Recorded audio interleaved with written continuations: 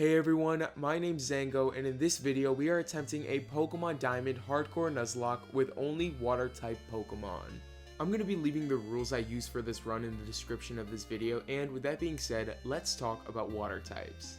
Pokemon Diamond has a total of 16 different Water types that I can use in this run. Pretty much all of these Pokemon are really solid, and the only issue I can think of is that some of these Pokemon are found in the same area, so it's going to lop off my total amount of Pokemon just a bit. Even with that, I'll still have a very wide variety of Pokemon that I can use because Sinnoh has a ton of different water types. With that being said, as far as my fears go in this run, I don't really have many, especially considering water types are only weak to grass and electric. The only real issue I'm going to come across is definitely the grass gym leader and Cynthia's Roserade. Nevertheless, before I can even meet Cynthia's Roserade, I've got to start the game, so I name myself Zango and make my way to go get my first Pokemon. The first Pokemon I have access to is in Verity Lakefront, and it's actually my starter, Piplup. Piplup will be really good for me in this run, especially after its final evolution where it gains a steel typing. After I get Piplup, I name it Torrent, and I make my way to go talk to my mom one final time before going to Jubilife City. Once in Jubilife City, I do a little bit of story, and then after that, I head down to catch a Bidoof. Once I catch Bidoof, I name him Bubbles, and I then make my way to fight Barry. Since Bidoof isn't a water type yet, I'm forced to lead the battle with Piplup. This battle was extremely long and extremely annoying as I could only hit with Pound and Bubble. After I finally get through that battle, I make my way into Orberg City. Once in the city, I have to find the gym leader, and after I do that, I make my way to challenge my first gym of the run. I lead the battle with Torrent as Rourke leads with Geodude. Since Geodude's not really a strong Pokemon, I'm able to one-shot with a single bubble as Rourke sends out his next Pokemon, Onix. Onix goes for a Screech that actually misses as I go for a bubble one-shotting the Onix. At this point, I'm still at full HP as Rourke sends out his final Pokemon, Cranidos. He goes for a Headbutt, bringing me down to 27 HP as I go for a bubble, bringing him a little bit above half. At this point, he hits me with another Headbutt, bringing me down to 10 HP as I go for a Pound, bringing him down to about half. The reason I did that is so he wouldn't heal, but he decides to do that anyways as in the next turn he goes for a Potion as I go for a bubble, bringing him down to below half. On the next turn, he elects to go for a Leer for some reason, and this easily allows me to finish him off with another bubble, winning me my first gym badge of this run. Immediately after the battle, Torrent evolves into a Prinplup. Once he's evolved, I'm then able to use the TM Rock Smash to get my next Pokemon, Psyduck. I name my Psyduck Foxtrot, and after I do that, I make my way back into Jubilife City. Once in Jubilife, I deal with Team Galactic, and once I finish that up, I make my way into Floroma Town. While I'm here, I deal with Team Galactic some more, and after I do that, I go to Valley Windworks to catch my next Pokemon, Weasel. I name my Weasel Juliet, and before I deal with the rest of Team Galactic, I make my way back into Jubilife City and get an old rod. I get this rod to catch a Magikarp, and once I do, I name him Puddles. Finally, once I get through that, I've got to deal with the rest of Team Galactic. Team Galactic is a joke other than Commander Mars's Perugly, which actually brings me really low. Thankfully, I get through that battle with no deaths, and after I do that, I make my way down to Route 207 where I'm able to catch my next Pokemon, Shellos. Once Shellos is caught, I name him Slug, and after this, I make my way into Eterna Forest. I spend forever in the forest, and once I get out of there, I finally make my way into Eterna City. Once I'm here, I evolve my Pokemon and get ready to challenge the second gym of this run. Gardenia leads the battle with Cherubi as I lead with Puddles. On the first turn, Puddles gets a lucky crit and ends up one-shotting with a single bite as next up is Turtwig. Turtwig doesn't get hit by a crit, but does get flinched as on the next turn I'm able to finish him off with a bite, leading into her final Pokemon, Roserade. Roserade easily goes down to 2 Dragon Rages, winning me my second gym badge of this run. On the path towards the next gym, there actually isn't that much to do. The only important thing that I end up doing is catching 2 separate Pokemon. The first Pokemon that I catch is a Goldeen that I name Coral. The second Pokemon I end up catching is a Barboach that I name Harbor. After catching both of those Pokemon, I finally make my way into Veilstone City. Once in the city, I do a little bit of story with Dawn, and after that, I make my way to challenge my third gym. Maline leads the battle with Meditite as I lead with Gyarados. Immediately I go for a bite, doing about half as I get hit by a Drain Punch, doing almost no damage. Meditite then protects as on the following turn I'm able to finish her off with a Dragon Rage as next out is Machoke. I go for a Dragon Rage, bringing Machoke down to half as I get hit by a Leer. I then go for another Dragon Rage, expecting it to kill, but it doesn't, bringing Machoke down to 1 HP as I get hit by another Leer. Machoke then heals as I'm easily able to finish him off with 2 more Dragon Rages and a Tackle as Maline sends out her final Pokemon, Lucario. For this, I simply switch into Slug, who's easily able to take out Lucario with just 2 Mud Bombs, winning me my 3rd gym badge. After that gym, me and Dawn deal with Team Galactic, and once I finish that up, I head to the next city. While on my way to the next city, I make a really stupid decision, and I'll just let you watch this one.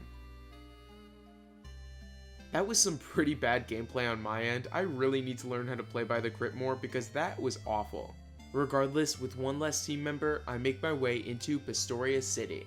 Once in Pastoria City, I realize immediately that I can go back and get another encounter. This encounter is a Wingull that I catch and name Krabs. After I finish up with that, I grind up my team for a little bit and I get ready to challenge Crash or Wake for the 4th gym badge. He leads the battle with Gyarados as I lead with Puddles. I'm 3 levels higher than Crash or Wake right now, so I'm easily able to get off a Dragon Rage first, doing almost half as I get hit with a Bite. On the next turn, I go for a Bite of my own as I get hit by a Dragon Rage. Wake decides to heal as I go for a Dragon Rage, bring Gyarados down to about half. I then go for another Dragon Rage, bring Gyarados down to 1 HP as I get hit by a Swagger, and this forces me to switch. I make the switch into Juliet, who doesn't get hit for that much damage on the switch in, and on the next turn I go for an Aqua Jet, finishing off Gyarados. Crash or Wake then sends in his next Pokemon, Quagsire.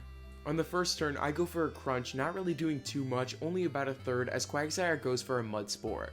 I then go for another Crunch as I get hit by a critical hit Mud Bomb, bringing me down to 30 HP as I'm able to finish off Quagsire on the next turn with another Crunch. With Quagsire down, Wake sends out his final Pokemon, Floatzel.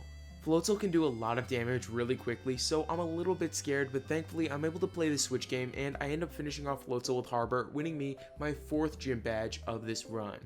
After that gym battle, I head into the Savari Zone where I'm able to catch my next Pokemon, Wooper.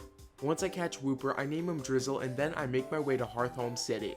This journey to Hearthome was one of the longest I've ever had in any Pokemon game, so I'm only going to go over the important parts of it. First things first, I run past Team Galactic and I have to battle my rival Barry.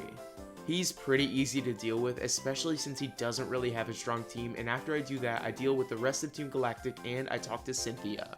Cynthia gives me some powder that I throw on some Psyducks, and once I do that, I make my way to the next town. Once in the town, I do some more story with Team Galactic, and after I finish that, I finally make my way into Hearthome City. Once in the city, I grind up my team and I get ready to challenge Fantina for the 5th gym badge. Fantina leads the battle with Drifloon as I lead with Puddles. I go for an Ice Fang on the first turn, doing a ton of damage as Drifloon goes for a Minimize. I then go for a Surf on the next turn, finishing off the Drifloon as Fantina sends out her next Pokemon, Gengar. Gengar goes for a Spite on the first turn as I go for a Bite, bring Gengar really low.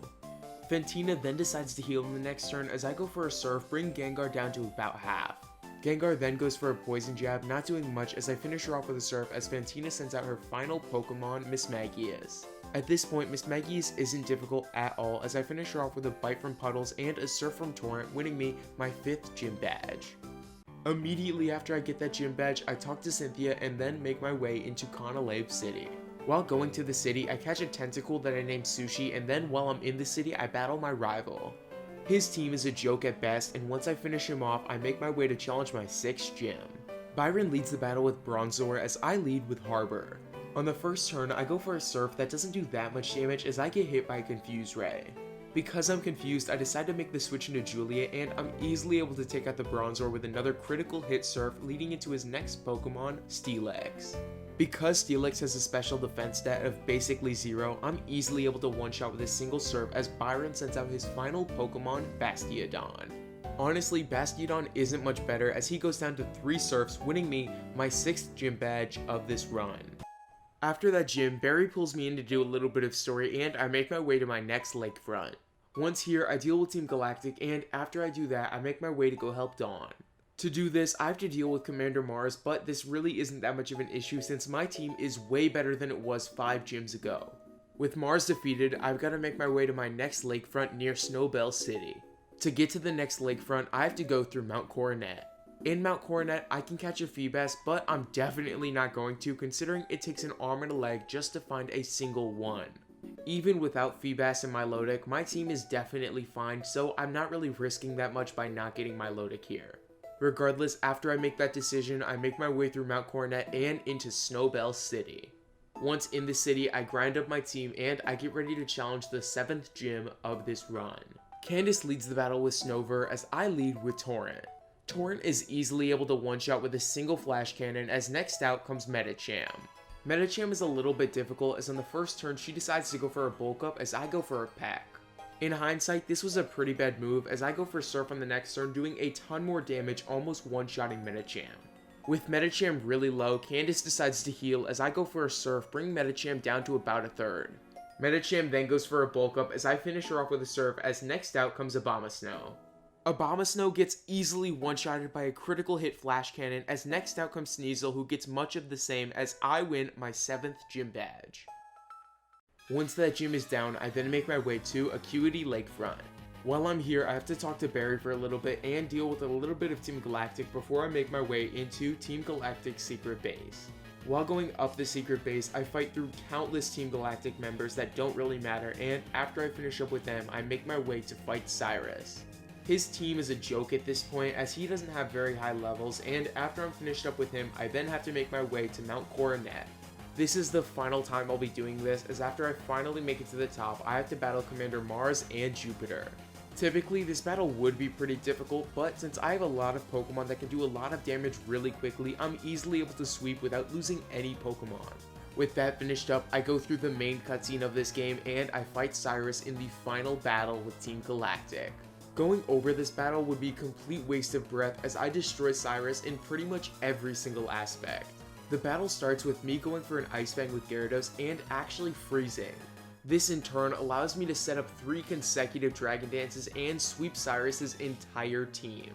With Cyrus down, I catch Dialga and I move on to my next route.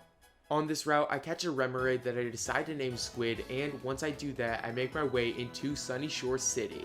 While I'm here, I find the gym leader, and after I do that, I grind up my team and I get ready to challenge the final gym of this run. Volkner leads the battle with Raichu as I lead with Harbor. At this point, Harbor knows the move Earthquake, so it's an easy one-shot on Raichu as Volkner sends out his next Pokemon, Octillery. Octillery, which is not an electric type by the way, gets hit by a lot of Zen Headbutts from Harbor, and after a few of them, I'm forced to switch. I make my switch into Puddles as Octillery heals and I set up with a Dragon Dance. On the next turn, I do the same thing, setting up with a Dragon Dance as I take almost no damage. At this point, just to play it safe, I go for 2 more Dragon Dances as I then go for an Aqua Tail, almost one-shotting Octillery. At this point, 1 more Ice Fang finishes off Octillery as next out comes Ambipom. This ends up being an easy one-shot with Thrash as next out comes Volkner's final Pokemon, Luxray.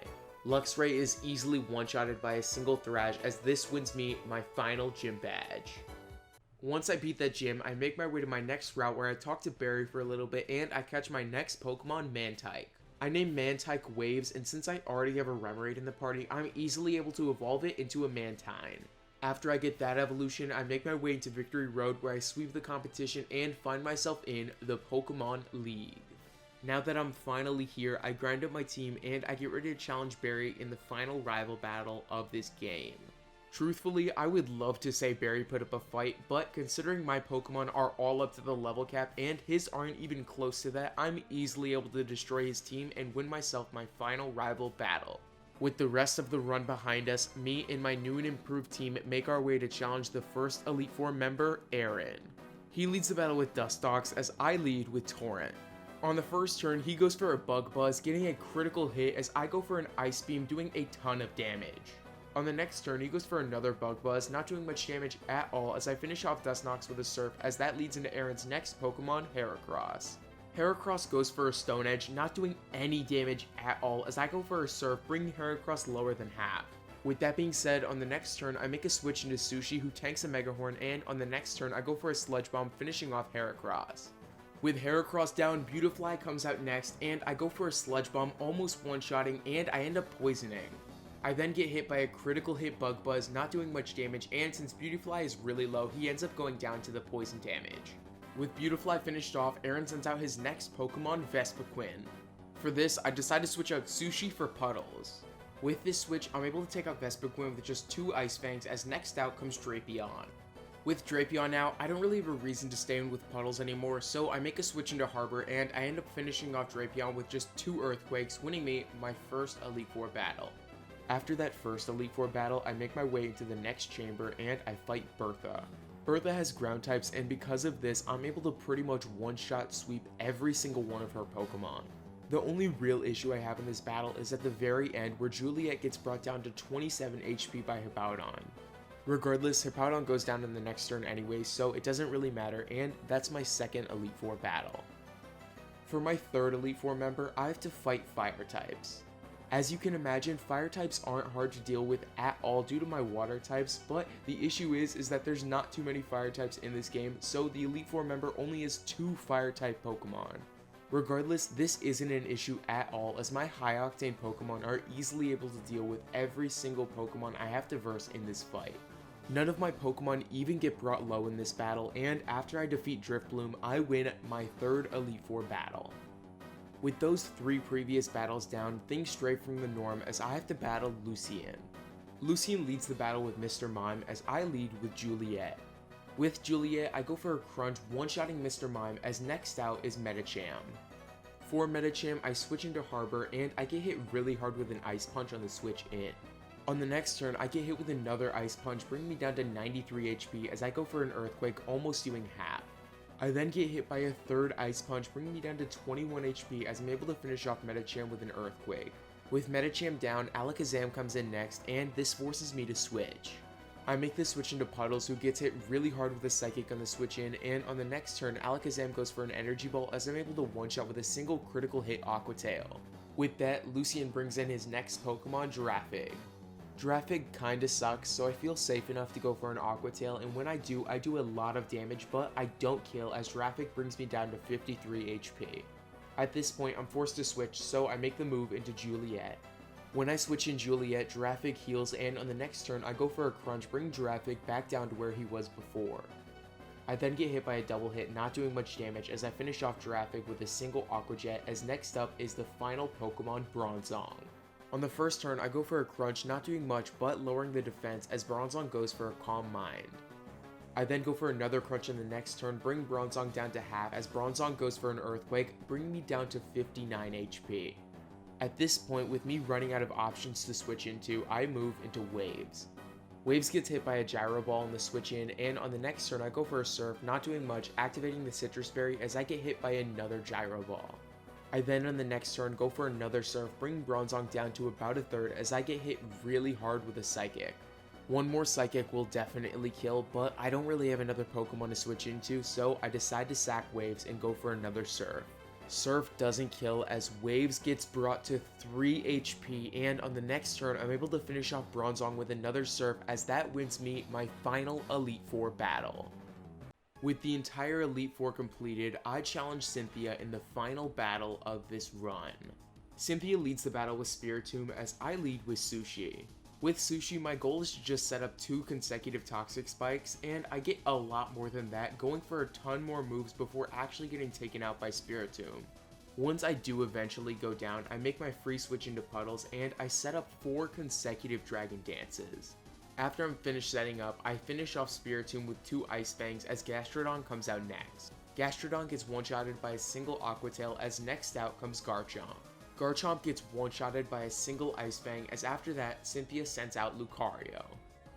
I'm gonna go for a Thrash because I don't really need to do anything else. If I die here, I die. I'm not going to though. Here comes my Milotic out next, and I don't need to switch. I just don't need to switch yet. It doesn't really matter anything I do here. I'm gonna go for another Thrash because I can. My Milotic lives. Ice Beam. That might be it for Puddles. That's it. Puddles put in a ton of work right there. I'm not upset about that at all. My Milotic decides to play a really long game here, and eventually, after a while, I end up taking her out with an Earthquake from Harbor, and that leads into Cynthia's final Pokemon, Roserade. This is by far her scariest Pokemon because Energy Ball can do a lot of damage to every single one of my Pokemon. Earthquake actually could kill. It actually could kill. I had no idea. Oh my gosh. Just go for an Energy Ball and finish me off, please. Cynthia, you're such a bad trainer. Cynthia! Oh my gosh, Cynthia, what is wrong with you? Just go for an Energy Ball. I mean, that was so easy. I can't even, being hyped for that is kind of hard because, like, that was so easy. I don't know why she played it so dumb. Honestly, I have no idea why Cynthia played her cards so poorly with Roserade. She could have easily gone for an Energy Ball and maybe wiped 2 of my Pokemon. That was a really bad play on her part, but I'm not really going to complain because it gives me the win for this run. Overall, this run wasn't too difficult, and if I had to do it again, I would definitely leave out Gyarados because he was honestly broken. Regardless, with that being said, that's the end of my run. I really hope you guys enjoyed this video, and with that being said, that was my attempt at a Pokemon Diamond Hardcore Nuzlocke with only Water-type Pokemon.